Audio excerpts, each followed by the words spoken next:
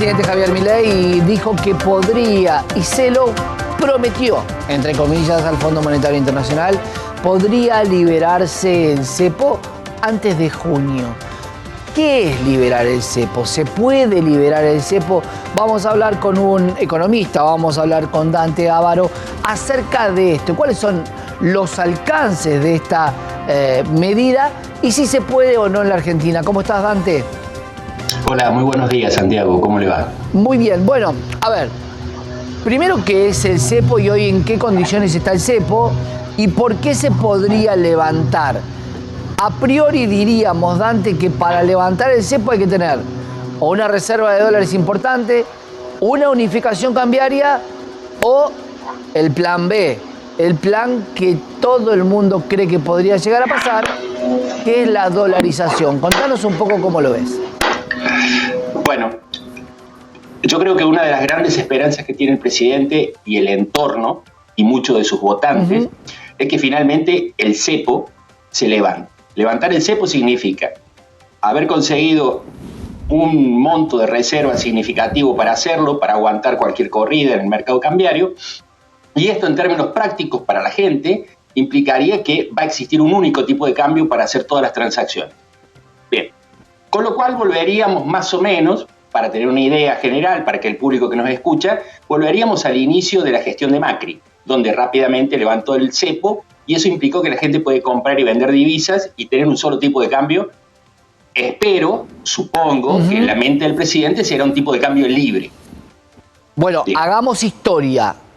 Sí. Mauricio Macri levanta el cepo en torno a los 15 pesos por dólar y llega justamente a un efecto contrario de 12,90.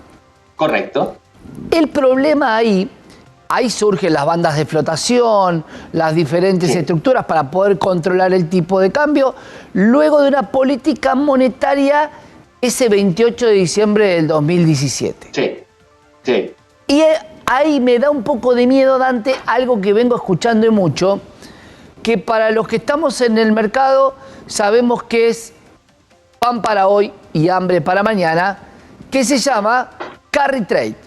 Porque el carry trade no tiene sentimientos, no tiene bandera y simplemente es alguien que trajo plata, lo convirtió, ganó la tasa del país y el día que se va con todo.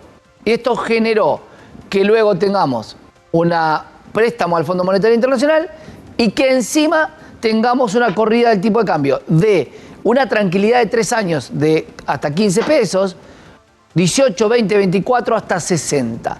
Digo, sacar el cepo, hoy la diferencia es que el poder adquisitivo de la gente es nulo prácticamente. Y los que se pueden beneficiar comprando dólares y en una posible escalada del tipo de cambio son los que más tienen. Por ende, vamos a un esquema de volver a beneficiar a los que más tienen. ¿Volvemos a ese esquema 2015? Bueno, eso no lo sabemos. Lo que yo te puedo decir es lo siguiente. En el pensamiento probablemente del presidente, y estoy especulando con esto, o de su gestión económica, de su equipo, está el siguiente razonamiento. Bien. Si nosotros, dirían ellos, si nosotros estamos haciendo la tarea de sanear fiscalmente el país, vamos a usar esa palabra, sanear fiscalmente el país, y eso implica sanearnos a nivel federal y por ende ajustando o dando señales para que haya un saneamiento a nivel provincial y por ende municipal, etc. Que si quieres después entramos en ese asunto. Entonces, en esa consideración o bajo esa consideración, lo que el equipo está prometiendo es que el ancla del tipo de cambio o de la flotación del tipo de cambio estaría en la promesa de mantener el déficit controlado, digámoslo, cero o cercano a cero, saneamiento fiscal. Entonces, eso cambiaría por completo el esquema comparándolo con Macri. ¿Por qué? Porque lo que está prometiendo el presidente en su gestión económica es decir, no voy a endeudarme para mantener un nivel de gasto público. Es más, el presidente dice, quiero bajar el gasto público y cuando logre bajar el gasto público empiezo a bajar impuestos. Esas son las palabras del presidente, eso es lo que él transmite. Si lo logra hacer, eso el tiempo lo dirá y se cumplirán o no los objetivos de política. Ahora, en ese esquema, si él logra eso, es Totalmente diferente a lo de Macri, porque si se lograra eso, lo que habría es oportunidades para invertir y por lo tanto para que los ciudadanos sacaran los dólares de los colchones y lo volcaran en algún tipo de inversión. ¿Por qué? Blanqueo. Porque evidentemente el estancamiento es tan grande que va a haber oportunidades para que la economía, digámoslo así, rebote. Claro. Esto en teoría. La práctica se cruzan miles de variables que escapa a toda predicción. Bueno, ahí la teoría, y coincido plenamente en algunas cosas con vos, Dante, pero digo, entonces la ley que habría que haber enviado al Congreso era la del blanqueo para empezar a jugar. El blanqueo es, este es el tablero, muchachos, vamos a jugar con estas reglas de juego y esto es lo que vamos a hacer. No, como se dejó entrever ayer en una nota, mostrar la deficiencia de la política argentina mediante una ley que le ha costado mucho trabajo y mucho dinero, porque si hablamos de dinero al pedo, hablándolo de alguna manera, los diputados y senadores sesionando en una bicameral constantemente es dinero del Estado que se gastó en vano por un capricho de querer demostrar que la política iba a estar en contra de lo que quiera hacer un presidente. Entonces después no podemos hablar de cuánta plata se gasta en las diferentes cosas si hay un capricho sobre esto. Y mucha gente estaba de acuerdo en la parte tributaria, en la parte impositiva, en la parte del blanqueo. Claro, el blanqueo es yo, ciudadano que guardé dólares durante tanto tiempo y entre comillas, porque tenía un gobierno malo que no podía manejar la política monetaria, hoy te los doy a vos para invertir. ¿En qué? ¿Bajo qué contexto? Con esta chicana política demostrándonos que lo que fue es una jugada de ajedrez. Hemos criticado mucho la jugada de ajedrez. Por eso dijo Dante, coincido mucho de lo que vos decís, pero me parece que entonces el primer punto era el blanqueo para poder saber con cuántos dólares contabas para ver si tenías que ajustar tanto el déficit cero. Porque vos el déficit, hoy recién hablábamos con gente de la tercera edad, se lo saca hasta los jubilados. Una parte. Bueno, sí. Ahí en todo tu análisis que coincido, hay varios misterios o incógnitas. La primera incógnita es que no sabemos si el presidente hace el ajuste por convicción dogmática o por necesidad pragmática del ejercicio de la política económica. Cuando la oposición le dice ajusta más que lo que le pide el FMI, la oposición está diciendo, oye, tú estás ejerciendo el cargo político o la acción política, la política económica, con un dogma mucho más elevado, mucho más creyente, mucho más efectivo que el que te aconsejaría el Fondo Monetario Internacional. Entonces, ahí hay una cuestión que trasciende incluso lo político y que tiene que ver con qué es lo que cree el presidente. Y si lo que dice el presidente es lo que cree. Eso es un enigma que solo el tiempo, el devenir de los meses lo irá develando. El otro asunto es que yo coincido contigo. Ahí tenemos, Dante, una variable que en cualquier inversión, en cualquier análisis de la vida, se llama tiempo. Y el tiempo es lo único que se termina agotando y depende cuánto tiempo tardes en mostrar un resultado, porque 20,6 bajar la inflación no es un resultado. ¿Cuáles son los resultados reales que vas a poder mostrar de cara al segundo semestre? Y el argentino, cuando le dicen en el segundo semestre vienen los brotes verdes, volvemos al 2015. Sí, estoy de acuerdo contigo que no hay resultados para mostrar y lo que está haciendo el presidente es consumiendo tiempo para ganar tiempo. Claro. ¿No? En eso coincido. Ahora, ¿qué va a pasar con la inflación? No lo sabemos porque 2 meses no es suficiente, dato para tener un pronóstico. Es cierto también lo que ayer salieron a decir algunas consultoras internacionales de que el ajuste, yo lo voy a traducir en términos más domésticos. Sí, del llano, claro. El ajuste del saneamiento fiscal es producido a través de lo más fácil. Es decir, tocó los lugares presupuestales más fáciles para hacer el ajuste. Lo que queda por ajustar o lo que se requiere para seguir ajustando son los lugares, las cajas más difíciles, los lugares más complejos. Y entonces hay que ver si va a poder mantener en el tiempo, esta es tu pregunta, mantener en el tiempo esta señal de ajuste fiscal que sería como el gran ancla de su política económica que tiene actualmente la gestión. Entonces ese es un enigma. Volviendo al tema del Congreso.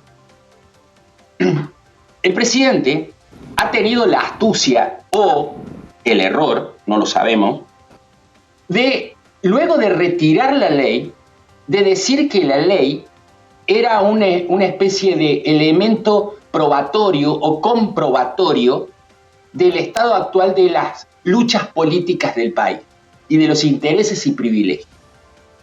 Y digo, esto lo ha dicho ex post, es decir, por lo tanto no sabemos si fue astucia o error. Claro. Sí, o se acomoda la historia en función del diario claro. del lunes. O sea, correcto, un razonamiento ex post, correcto. Ahora, lo interesante de ese punto es a lo que vos decías, que es eso para el mercado o para las personas que conforman el mercado y que tienen que tomar decisiones, son elementos muy volátiles, muy complejos de colocar en un modelo de decisión, son muy difíciles de interpretar. La política está muy confusa, muy enrevesada y, por lo que se ve, cada día va escalando un poquitito de confrontación. Eso, lejos de dar una señal de que las cosas se están acomodando, que va a haber algún equilibrio, un nuevo status quo en la Argentina, le da la señal al mercado de que eso no está sucediendo. Y eso creo yo que juega en contra con respecto a lo que tú decías antes. Claro. ¿No? Ahora, Dante, te pregunto con respecto a lo que es el cepo cambiario, ¿no? Porque en algún momento un gobierno cayó porque había un cepo cambiario y la gente no podía comprar dólares para viajar al exterior.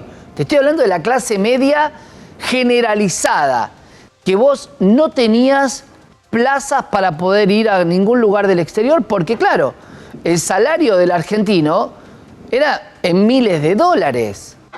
Uh-huh. Hoy, un cepo cambiario en la recesión no tiene el mismo efecto, porque ¿quién va a comprar los dólares? Entonces, ahí me pregunto, si el que puede comprar es el que más tiene, y luego vamos a una dolarización con una devaluación feroz, ¿quién va a ganar en la Argentina? Bueno, contesto tu pregunta rápido y luego me extiendo en un comentario. Dale. La concentración de la riqueza en Argentina y por lo tanto la distribución del ingreso que de ello se deviene no va a cambiar y probablemente se vaya a agudizar en los próximos meses. Digamos, toda crisis produce un efecto de concentración de la riqueza y una mayor desigualdad del ingreso. Entonces, esa pregunta queda absolutamente clarificada en el contexto, a menos que empecemos a crecer en el próximo año a un 10%, a un 8%. Más allá de eso, lo llevo yo al llano. Eliminar la clase media. Sí, evidentemente, cuando nosotros, digamos, hay muchos hechos puntuales de lo que está sucediendo ahora que el mayor fogonazo se está produciendo en la clase media, sobre todo en la parte de la clase media más baja, ¿no? Uh-huh. Entonces, eso queda fuera de duda. Ahora, con respecto a lo que tú dices de la dolarización, eso es muy interesante porque probablemente, a ver, acá hay una cuestión, ¿la dolarización la trae el presidente nuevamente sobre la mesa o la traen los interlocutores del presidente para que el presidente la vuelva a decir? Eso no lo sabemos muy bien, porque no sabemos muy bien cómo interpretar esos hechos. Ahora, el presidente probablemente, y algunos de sus seguidores, piensa que la dolarización va a ser de facto, de hecho. O sea, se va a producir. Bien. Nosotros sabemos que ahí hay un problema porque la Corte Suprema de Justicia de la Nación, a través de algunos de sus miembros y por voceros, ha dicho de que eso sería, digamos, el control de constitucionalidad no lo permitiría. Vamos a ponerlo más cauteloso. Entonces, el gobierno juega con la idea de que la dolarización se va a producir de hecho. ¿Qué sería dolarizar de hecho? Bueno, dolarizar de hecho sería que parte de lo que está en el DNU de diciembre se provoque de manera masiva. Es decir, que la gente se vuelque, una vez levantado el cepo, a hacer todas las contrataciones, todos los intercambios libres en alguna moneda, alguna divisa. Evidentemente, la divisa que está en mente de todos los argentinos es el dólar. Es el dólar, claro. Bien. Entonces, eso sería dolarizar la economía de hecho.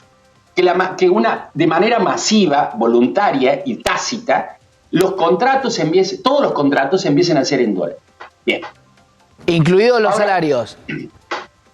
Incluidos los salarios de aquellos que pueden negociarlo en dólares. Claro, porque ahí está el punto. Hoy por hoy, Dante, los alquileres no estaban pactados, pero la compra-venta de inmuebles, todas y exclusivamente eran en dólares. Cuando vos tenías una unidad bien registrable, un auto, por ejemplo, estaba sujeto al tipo de cambio.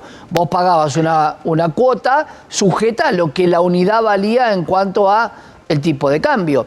Había muchas cosas que ya estaban en la economía. La gran pregunta es que si se dolariza, bueno, también debería ser para lo bueno. Bueno, mi sueldo es en dólares. Entonces, si vos devaluás un 500%, yo gano lo mismo. Porque si no, el instrumento devaluatorio para aquel que sabe que el dólar va a seguir subiendo y que lo pudo comprar en aquel momento, es mucho más beneficioso para el que tiene plata y no para el que no la tiene. Entonces, si el dólar aumenta, se traslada por el pass-through a precios a la gente que menos tiene, no lo pudo comprar, entonces tiene un doble castigo. Digo, ahí el Estado, ¿dónde va a estar? Porque si va a estar ausente el Estado, lo que va a pasar es como en el TEC. Cuando el tablero está todo negro y vos sos un par de fichas rojas, no vas a poder atacar al negro, vas a tener que ver cómo conciliás para que no te ataquen a vos. Entonces digo, ¿se puede llegar a esa situación donde realmente sea extrema la eliminación de la clase media? Hoy ya muy poco queda en cuanto a la indigencia y pobreza. Hablamos que 8 millones de jubilados son indigentes, prácticamente. Indigentes, ni digo pobres, digo indigentes. Entonces digo, el ajuste fiscal, el ajuste del Estado, ¿puede llevar a semejante niveles de pobreza en la Argentina? Porque nos llevó las malas decisiones políticas, pero acá te está llevando la decisión política. Entonces digo, ¿cómo puede alguien llevarte a ese extremo? Vos decís, bueno, para rebotar, claro, si crecemos a tasas chinas el año que viene, ¿y quién nos va a comprar para crecer a ese nivel, Dante? Bueno, permíteme volver a un tema y te contesto. Pero permíteme volver a un tema antes. Cuando yo decía de masiva difusión de los contratos en dólares, ahí el punto es que el dólar no funcionaría como unidad de medida, sino como unidad de cuenta. Claro. ¿Qué quiero decir con esto? El DNU permite legalmente hacer contratos en divisa. Hasta ahora, legalmente no se podía. Entonces, eso sería como introducirnos en la dolarización de hecho. Claro, vos hablas de la adopción de la circulación de moneda, de la libre, de las tres cuestiones que tiene que cumplir la moneda para ser una moneda de curso legal. Exactamente. Entonces, levantada la barrera legal, lo que el gobierno supuestamente, especulemos, podría provocar es esa idea de la dolarización de hecho. Si quieres después volvemos sobre eso porque me parece un tema apasionante, pero bastante complejo. Pero ahora, volviendo a tu pregunta, diciendo lo que dije antes de que la desigualdad del ingreso se va a profundizar, obviamente que la Argentina va a entrar en un momento, en un periodo, en donde los niveles de pobreza medidos en términos monetarios, se va a agudizar.